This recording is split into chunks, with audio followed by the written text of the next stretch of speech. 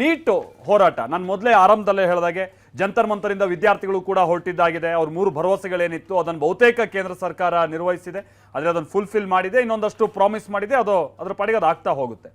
ನಾಳೆಯಿಂದ ಏನು ಅಂತ ಅಂದರೆ ವಿಪಕ್ಷಗಳು ಕೇಂದ್ರದ ವಿರುದ್ಧವಾಗಿ ಇದೇ ವಿಚಾರವನ್ನು ಇಟ್ಕೊಂಡು ಹೋರಾಟ ಮುಂದುವರಿಸೋಕೆ ನಿರ್ಧರಿಸಿವೆ. ರೀಸನ್ ಏನು ಅಂತ ಅಂದರೆ ಮೊನ್ನೆ ಹಾಗೆ ಸಿಕ್ದವ್ರಿಗೆ ಹೊಡೆದ್ರಲ್ಲ ವಿದ್ಯಾರ್ಥಿಗಳಿಗೆ, ಅದಕ್ಕೆ ಮೋದಿಯವರು ಸಾರಿ ಕೇಳಬೇಕು. ಅದರ ಜೊತೆಗೇನೆ ಅದನ್ನ ಮಾಡ್ತಂಥವ್ರು ಅಂದರೆ ಆ ತಪ್ಪನ್ನ ಹೊಣೆ ಹೊತ್ಕೊಳ್ಳೋರು ಯಾರು? ಇದು ಈಗ ವಿಪಕ್ಷಗಳು ಇಡ್ತಾ ಇರುವಂಥ ಪ್ರಶ್ನೆ. ಇದೇ ವಿಚಾರವಾಗಿ ದೊಡ್ಡ ಹೋರಾಟ ರೂಪಿಸುವಂಥ ನಿಟ್ಟಿನಲ್ಲಿ ವಿಪಕ್ಷಗಳು ಸಿದ್ಧತೆಯನ್ನು ಮಾಡ್ಕೊಂಡಿವೆ ಅನ್ನುವಂಥ ತಿಳಿದು ಬರ್ತಾ ಇದೆ. ಬನ್ನಿ ಅದಕ್ಕೆ ಸಂಬಂಧಪಟ್ಟಾಗಿನ ರಿಪೋರ್ಟ್ ನೋಡ್ಕೊಳ್ಳೋಣ.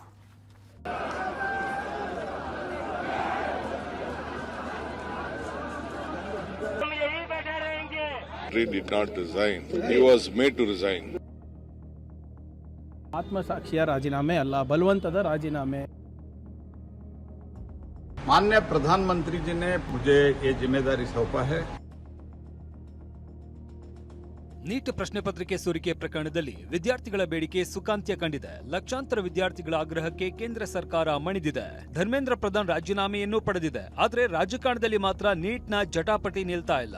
ಮತ್ತೊಂದು ಕಡೆ ಧರ್ಮೇಂದ್ರ ಪ್ರಧಾನ್ ರಾಜೀನಾಮೆಯನ್ನ ಅಮಿತ್ ಶಾ ಸ್ವಾಗತಿಸಿದ್ದಾರೆ. ಹುದ್ದೆಗಿಂತ ದೇಶ ಮುಖ್ಯ, ವಿದ್ಯಾರ್ಥಿಗಳು ಮುಖ್ಯ ಎಂದಿದ್ದಾರೆ. ಬಿಜೆಪಿ ಕಾರ್ಯಕರ್ತರಿಗೆ ಯಾವುದೇ ಹುದ್ದೆಗಿಂತ ದೇಶ, ನಮ್ಮ ಯುವಕರು ಮತ್ತು ವಿದ್ಯಾರ್ಥಿಗಳೇ ಹೆಚ್ಚು ಮುಖ್ಯ. ಇಂದು ಕೇಂದ್ರ ಶಿಕ್ಷಣ ಸಚಿವ ಧರ್ಮೇಂದ್ರ ಪ್ರಧಾನ್ ಜಿ ಅವರ ರಾಜೀನಾಮೆ ಈ ತತ್ವವನ್ನೇ ತೋರಿಸುತ್ತದೆ. ಮೋದಿ ಸರ್ಕಾರವು ದೇಶದ ಯುವಕರ ಭಾವನೆಗಳನ್ನು ಗೌರವಿಸುತ್ತದೆ. ಪ್ರಶ್ನೆ ಪತ್ರಿಕೆ ಸೋರಿಕೆಯ ವಿರುದ್ಧ ಅಗತ್ಯ ಸುಧಾರಣೆಗಳನ್ನು ಜಾರಿಗೆ ತರಲು ಬದ್ಧವಾಗಿದೆ. ಪ್ರಶ್ನೆ ಪತ್ರಿಕೆ ಸೋರಿಕೆಯ ತಪ್ಪಿತಸ್ಥರಿಗೆ ಕಠಿಣ ಶಿಕ್ಷೆಯನ್ನು ಖಚಿತಪಡಿಸಿಕೊಳ್ಳಲು ಮೋದಿಜಿ ತೆಗೆದುಕೊಂಡ ನಿರ್ಧಾರಗಳು ಶ್ಲಾಘನೀಯ. ನೀಟ್ ವಿದ್ಯಾರ್ಥಿಗಳಿಗೆ ಸಂಪೂರ್ಣ ನ್ಯಾಯ ಸಿಗುತ್ತದೆ ಎಂಬ ಸಂಪೂರ್ಣ ವಿಶ್ವಾಸ ನನಗಿದೆ. ಆದರೆ ಕೇಂದ್ರದ ಈ ನಡೆಗೆ ಕಾಂಗ್ರೆಸ್ ನಾಯಕರು ಹೇಳೋದೇ ಬೇರೆ. ಯಾವ ಹಿತಾಸಕ್ತಿಯಿಂದಲೂ ಪ್ರಧಾನ್ ರಾಜೀನಾಮೆ ಕೊಟ್ಟಿಲ್ಲ, ಅವರ ರಾಜೀನಾಮೆಗೆ ನಮ್ಮ ಒತ್ತಡವೇ ಕಾರಣ ಅಂತ ಕ್ರೆಡಿಟ್ ತೆಗೆದುಕೊಳ್ತಾ ಇದ್ದಾರೆ. Pradhan, the education minister of the HRD minister of the country did not resign. He was made to resign. Dharmendra Pradhan ಅವರ ರಾಜೀನಾಮೆ ಆತ್ಮಸಾಕ್ಷಿಯ ರಾಜೀನಾಮೆ ಅಲ್ಲ, ಬಲವಂತದ ರಾಜೀನಾಮೆ. ನಿನ್ನೆ ಅವ್ರ ಲೆಟರ್ಸ್ ಭಾಳ ಸ್ಪಷ್ಟವಾಗಿ ಓದಿ ಹೇಳಿದ್ದೀನಿ ನಿಮಗೆ.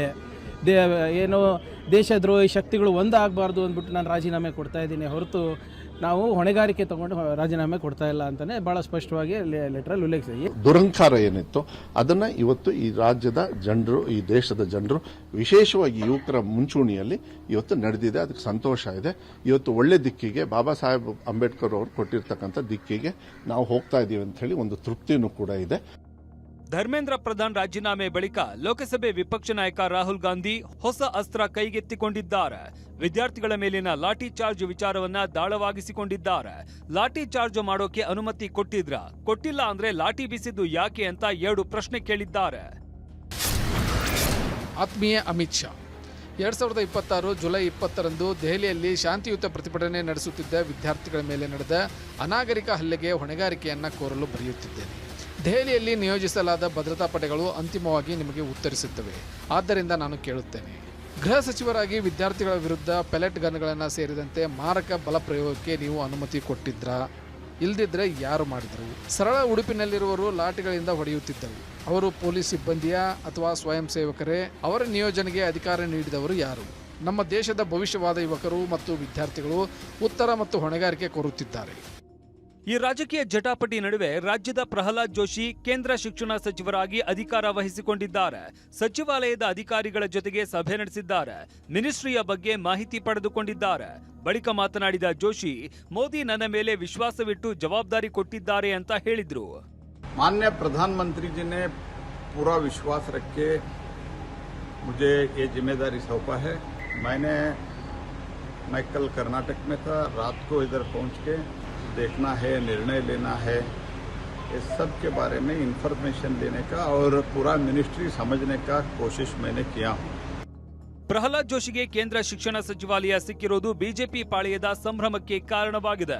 ಇದರಿಂದ ರಾಜ್ಯಕ್ಕೂ ಲಾಭ ಆಗಲಿದೆ ಅಂತ ಬಿಜೆಪಿ ರಾಜ್ಯಾಧ್ಯಕ್ಷ ವಿಜಯೇಂದ್ರ ಹೇಳಿದ್ದಾರೆ.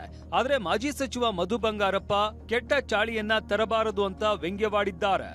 ಉನ್ನತ ಶಿಕ್ಷಣ ಅಂತಕ್ಕಂಥ ಒಂದು ಮಹತ್ವವಾಗಿರ್ತಕ್ಕಂಥ ಒಂದು ಇಲಾಖೆ ಪೋರ್ಟ್ಫೋಲಿಯೋ ನಮ್ಮ ರಾಜ್ಯದವರೇ ಆಗಿರುವಂತಹ ಪ್ರಹ್ಲಾದ್ ಜೋಶಿಜಿಯವರಿಗೆ ಸಿಕ್ಕಿರುವಂಥದ್ದು, ಅದರ ಲಾಭ ದೇಶಕ್ಕೂ ಆಗ್ತದೆ, ಕರ್ನಾಟಕ ರಾಜ್ಯಕ್ಕೂ ಕೂಡ ಆಗ್ತದೆ. ಬಹಳ ಪ್ರಾಮಾಣಿಕವಾಗಿ ನಾವು ಕೆಲಸ ಮಾಡ್ಕೊಂಡು ಹೋಗಿದ್ದೀವಿ. ಧರ್ಮೇಂದ್ರ ಪ್ರಧಾನ್ ಅವರನ್ನ ಬದಲಾವಣೆ ಮಾಡಿ ಇವಾಗ ಜೋಶಿ ಅವ್ರಿಗೆ ಕೊಟ್ಟಿದ್ದಾರೆ. ಅದನ್ನು ಮತ್ತೆ ಅವ್ರು ಕೆಟ್ಟ ಚಾಳಿ ತರಬಾರ್ದು. ಅವ್ರು ಏನು ಈ ರಾಜ್ಯದ ಮಕ್ಕಳಿಗೆ ಬೇಕಾಗ್ತದೆ ಅದನ್ನು ಕೊಡಬೇಕಾಗ್ತದೆ.